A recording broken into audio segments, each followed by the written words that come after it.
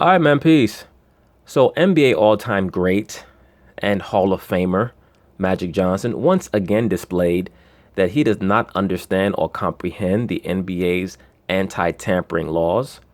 He was recently fined $50,000 due to comments that he made about the Milwaukee Bucks asset, Giannis Antetokounmpo. Magic Johnson sat down for an interview in which he was asked about Antetokounmpo, and instead of him saying, "I'm not allowed to speak about him because he's an asset of the Milwaukee Bucks," he decided that he was going to lavish him with all type of praise, some of it relevant, most of it not relevant, really all of it not relevant because he does not play for the Los Angeles Lakers. Magic Johnson stated that Antetokounmpo was going to put Milwaukee on the map or something along those lines, and that they were going to win a championship with him at the helm. Well, the NBA didn't like that, and justifiably so. Why is that? Because Magic Johnson is the acting president of the LA Lakers and is directly involved in the acquisition of talent. So that led to him being fined $50,000, as he should have been. Of course, they're going to talk about it, and I'm going to chime in. All right, Brian was frothing during the break, so we got to bring back the tampering conversation. If you missed the top of the... Brian Windhorst was not frothing at the mouth over no damn anti-tampering conversation. He was frothing at the mouth because he normally goes to lunch at 1 p.m. and it's 1:01. Top of the show, the NBA announced it has fined the Lakers $50,000 for violating the league's anti-tampering rule. These is in response to statements that Magic Johnson made about Giannis Antetokounmpo, and I want to be clear, when Magic was dinged for tampering with Paul George, it was because he was kind of hinting around about Paul George and the Lakers loving him and wanting to pursue him. See, the problem with Magic Johnson is that he does not quite understand his job description. Some people are just too outgoing for their own good, and Magic Johnson is one of those people. As has already been stated by Miss Rachel Nichols, Magic Johnson went on one of these late night talk shows, I believe it was Jimmy Kimmel, and started ranting and raving about Paul George and how he wants him to come play for the Lakers. Magic still thinks that he's a fan of the NBA on Twitter, talking shit about who he wants to come play for the Lakers. He doesn't really understand his job. And this is the reason why when Magic has tried to venture outside of basically just being a representative of various corporations and being an ambassador of the NBA, he's pretty much failed in many of his other corporate endeavors because he doesn't have much restraint. To be quite frank with you, he talks more than a broad in a beauty salon on a Saturday afternoon. He talks too damn much, and leads to him getting caught up in shit that is really unnecessary. Why is he talking about Giannis Antetokounmpo? I don't care if they ask you about him. You're supposed to say he's not an employee of the LA Lakers. I can't talk about him. Period. Michael Jordan does it all the time. Why do you think Michael Jordan never gets caught up in this? You know, people always say, "Oh, how come Michael Jordan doesn't congratulate LeBron when he scores 30,000 points and when he does this and that? Oh, Jordan must be jealous." No, it's just that Michael Jordan understands that he's not allowed to talk about other teams' players. He's just not. The only time I've ever seen Jordan go out of his way to talk about another team's player was when Kobe Bryant, I believe it was when he was on his retirement tour, and Michael Jordan was on the Jumbotron, and he spoke about Kobe. And even Kobe was shocked when he looked up at the Jumbotron. And that was it, because Jordan understood that Kobe was on his way out. It was going to be his last season, so any kind words that he spoke about him could not be misconstrued as an attempt to try to reallocate that player from his current team to the Charlotte Hornets. Magic still has not grasped that concept yet, for whatever reason. These comments, which are clearly a little bit about his second offense, but the question is, was it an offense? The comments were him speaking as Magic Johnson, the former Laker great, comparing himself to Giannis as a player, and then saying, and this seems to be the opposite of tampering, he is doing great in Milwaukee. He is going to put Milwaukee on the map again and win them, a couple of titles. Well, it's not his job to talk about what Giannis Antetokounmpo is going to do for Milwaukee. And no, Rachel Nichols, he cannot speak as Magic Johnson, the NBA legend, because that's not what he's getting paid for. He's getting paid to be the president of the LA Lakers. He is not an ambassador for the NBA. It's not his job to give a pep talk to every up-and-coming player in the NBA and tell them how many championships they're going to win for their team. It's his job to make sure that Giannis Antetokounmpo never wins a championship unless he joins the LA Lakers. That is a fact, and that is his job. So the league saw right through his bullshit, and good for them. No disrespect. I have plenty of love for Magic Johnson, all-time great basketball player. Seems like a very charismatic, fun person. All that's well and good. But when it comes to other teams' players, Magic, shut the fuck up. Okay, so let's just go by the book here. If this was not another general manager, if this was another general manager who was not an all-time NBA great, and he commented about Giannis, he would have been held to the same standard. And in a way, this is the NBA. Exactly. So there's nothing wrong with it. Holding Magic to the same standard that they would hold John Horst of the Bucks. What's the standard? I know. Just say this guy is going to do well for that franchise. No, the standard is that you are basically the president of a corporation, of a mini corporation, under the umbrella of the corporation known as the NBA. You have to look at these players as what they are, which is corporate assets when it comes to publicly speaking about them. That's what it comes down to, Rachel Nichols. Magic Johnson is no longer a guest on your show sitting down shooting the shit with you. He can't talk about NBA players like you do. Much in the same way that you know that it's not your job to sit on ESPN and talk about the sports anchors on Fox Sports 1. You know that implicitly, because what's going to happen if you keep name dropping sports anchors on other networks? Your bosses are going to call you into the office and they're going to say, why are you promoting this other network? And you're going to say, I wasn't promoting. I was just mentioning their name. You mentioned their name. That's promotion. In the same way, if you're a Magic Johnson and you go and you give an interview to a magazine and you say Giannis Antetokounmpo is a phenomenal, unbelievable player, I love how he plays, and you end it by trying to throw in the little red herring of I believe he's going to lead the Milwaukee Bucks to a couple of titles, the NBA is not going to bother with that last part. They're going to see through it. They're going to see it for what it is. Everyone knows that if Giannis does not read the article, there are going to be people in his camp that read the article and bring it to his attention, and he's going to say, oh wow, Magic Johnson appreciates me. And that's going to plant a seed in his mind subconsciously, and if he does hit the free agency market, that seed is going to be there. So yes, the NBA is correct in what they did. Let me go just through the technical rules. And Magic has been told and fined before, don't do this, so he knew that he shouldn't have towed the line. So the NBA is technically following the rules here that they expect all the other general managers to take advantage, to follow.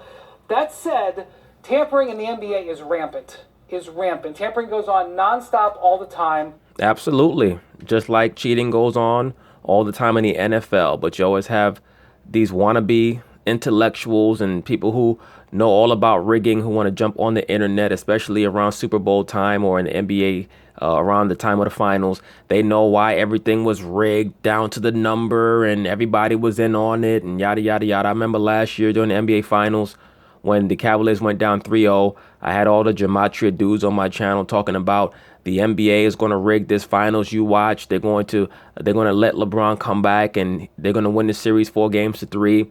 And when Cleveland won game 4, they were all over the internet, not even on my channel, just all over social media, especially all over YouTube. You watch the NBA is rigged. LeBron's going to come back from down 3-1 and be the first guy to come back from down 3-0. As soon as they lost game 5, all them fools disappeared.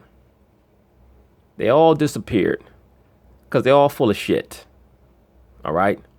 They're all full of shit. All those social media geniuses. Point being is this: Magic Johnson knows better. He knows better. And just like every other executive in the NBA knows better, and they have to be held to the same standard.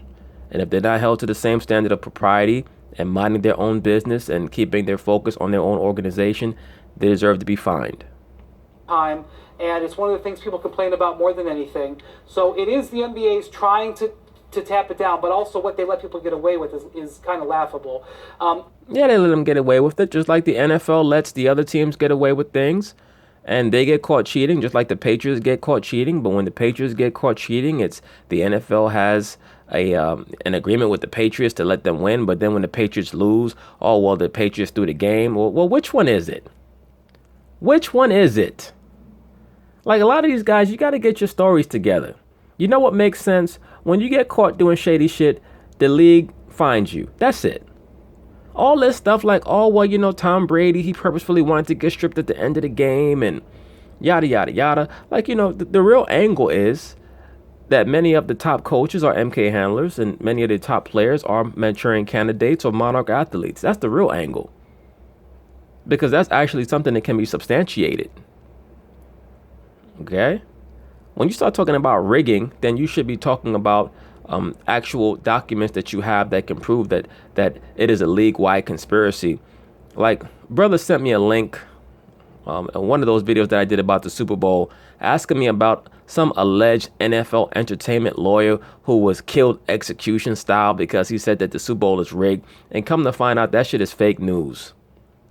A lot of you guys, you read these articles and you don't do your due diligence to fact check. They had a photo from that article that was taken from a murder in New York City 3 years before. And the NFL does not have entertainment lawyers under their employ. So point being is this. Many of you guys hurt your own cause because you're trying to get people to believe that everything is rigged and everything is this and everything is that down to the number and everybody's in on it. And you only make yourself look foolish because while you're busy trying to chase those goals, there are actually real things going on in the sports world that actually bear investigation, that actually are worthy of investigation. Right? That being the rampant mind control that is part and parcel of professional sports. Right? Whether it be the coaches that are MK handlers, some of the top executives being programmers, the many monarch athletes that are sprinkled throughout professional sports, the Manchurian candidates, etc. Those are the things that people should be delving into. Not that the coach called the fourth guy from the end of the bench into the game with 4 minutes left to cut the lead to 4 because under gematria, they want the game to end 144 to 140. Like, just cut the bullshit out. It's fucking annoying. I hate to hear dumb motherfuckers try to act smart. Just know who you are and, and just stay that way. And for me, I want Magic Johnson as an all-time great to be able to comment about current players. I think that's good for the league. I don't want Magic to not be able to talk about LeBron James and comparing his greatness and his 5 titles to LeBron's 3 titles. Well, that's really what it's all about. You're a LeBron James fanboy. You want Magic Johnson to be able to go on and on about LeBron James because Magic Johnson is one of the few all-time greats who actually has positive things to say about LeBron, because most of the truly all-time greats don't have that much positive to say about LeBron because of how he has conducted himself going to various teams. I personally have no problem with LeBron utilizing his free agency, but when he's evaluated in concert with these other all-time greats, it is going to be a negative against him. Bottom line. But Magic is one of the few all-time greats that actually has positive things to say about LeBron, and that's why Brian Windhorst is such an advocate for Magic Johnson, talking about LeBron and having the freedom to do so. But no, he should not have that freedom. He is an executive for the LA Lakers. He has to curb his tongue and he has to stop talking so damn much. And beyond that, why would Magic want to compare his 5 championships to LeBron's 3? I mean, that's mathematics. You don't compare mathematics. 5 is greater than 3. There is no comparison. We at this company and we as NBA fans want the Magic to do that. Right. So I think while I understand that by the letter of the law, I don't think the NBA is being very fair in its application of this. And Well, I don't understand how you can state that the NBA is not being very fair in their application of the law when you led your soliloquy by stating point blank that they treat all the GMs and the executives the same way and that they're treating Magic as they would those other executives. So it's not that you think that they're not treating Magic fairly, is that you believe and you think that they're not treating him with the appropriate preferential treatment. That's actually the case, Mr. Windhorst. They're probably going to be sensitive to that because it's a difficult situation, but I just don't feel right about it. And beyond all, I don't think that it's a difficult situation at all. And quite frankly, who gives a damn how you feel about it? Everybody else want to tell you how they feel about something. Well, what do you know about it? That's what I'm interested in. What do you know? Not what you feel. What the hell do you know? Because that's what's going to be beneficial for everybody involved. Not about your own personal feelings. To hell with that. What do you know? What we know is that the NBA has anti-tampering laws, and by your own testament, they apply them all equally the same way. Magic has to be quiet about other teams' players. Talk about Lonzo Ball. Beyond all that, I don't feel that publicly praising a guy is tampering. You know, the Lakers have one of the biggest TV contracts, and that's what the league looks at. I don't understand how publicly praising a player cannot be tampering when we all know that that's a form of ingratiating yourself with that player. When free agency comes around, that is going to pay dividends, especially when you're a Magic Johnson. Let me rewind back Paul Pierce's initial statement so we can get them in proper context. And they're like, you know, the Lakers have one of the biggest TV contracts, and that's what the league looks at. And they're like, you know, you don't need that $50,000. This goes way back. They've always messed with the Lakers because of the success they've had. When you look back at the veto of the Chris Paul trade, I mean, just little stuff like that. Like, how does that happen? Conspiracy theory. No, Paul, you know, we'll call Paul a conspiracy theorist, but Paul's really just a Laker fan. All right? Like, nothing against these Laker fans, man. I know they're going to be in the comments, oh, you can't go a video without slamming the Laker fans or slamming Kobe. Look, you guys are like, you guys are something else, man. Laker fans are like, they're way out there. They're past Pluto. All right? I'm just so sick and tired of hearing the Laker fans and they damn conspiracy theories. They've gotten every break in the book in the last 50 years. They've been giving you guys breaks since they allowed the trade for Wilt Chamberlain.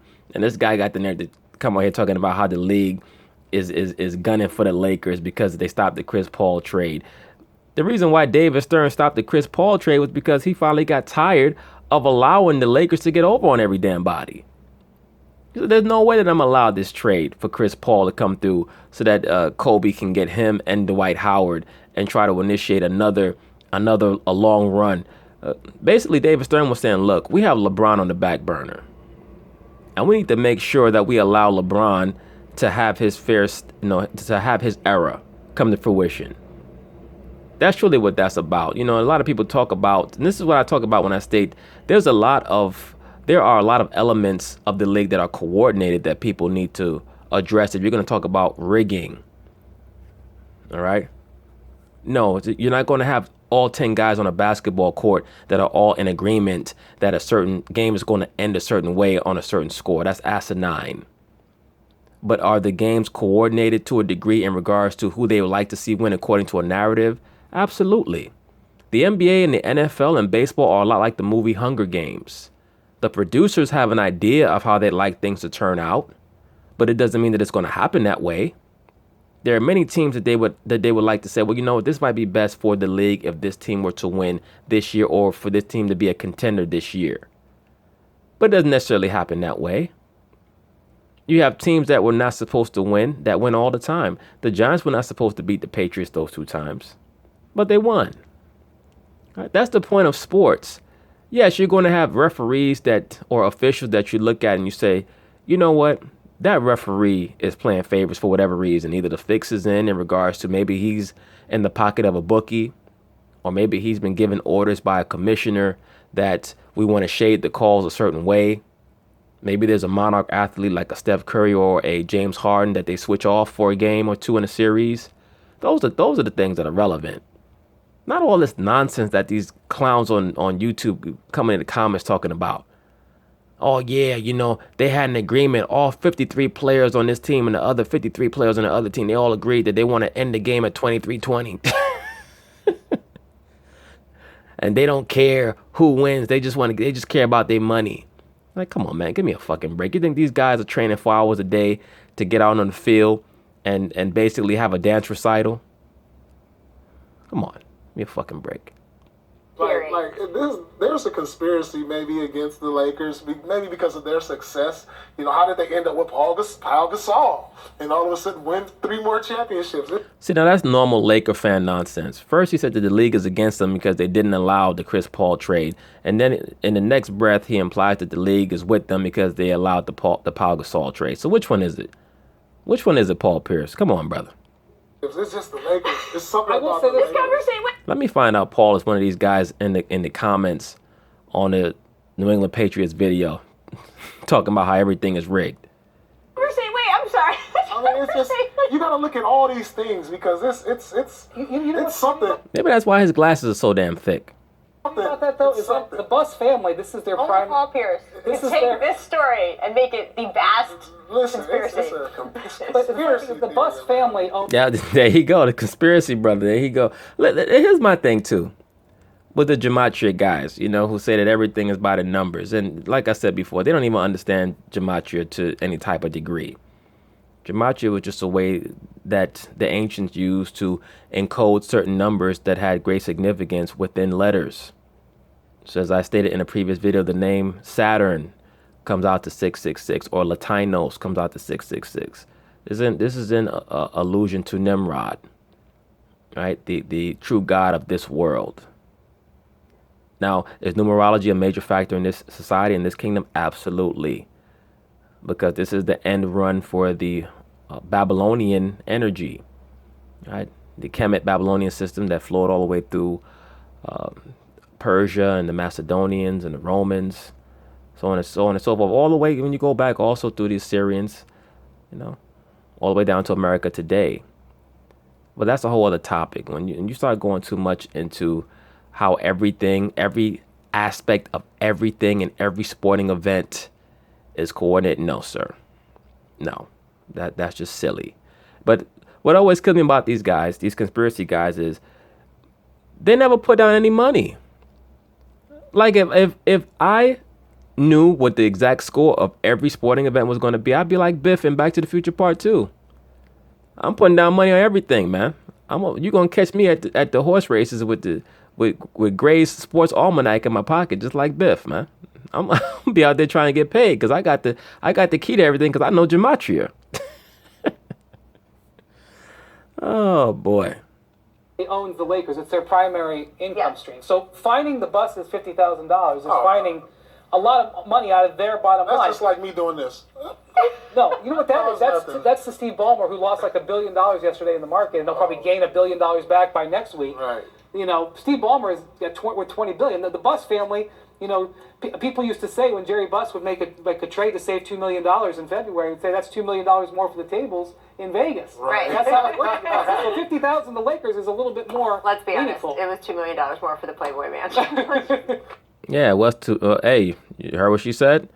There's $2 million more for the Playboy Mansion. See, a lot of people know about how Jerry Buss got down. I did a video about that with him and Magic Johnson, how Magic was his apprentice. Jerry Buss closely associated with Mr. Hugh Hefner, who was an MK programmer. All right? But anyway. Call it what it is. I want to get to what our NBA. But that's it on that. We'll see what happens with Mr. Magic Johnson. But Magic's going to have to learn how to keep his mouth shut, man. He talks too damn much. Peace.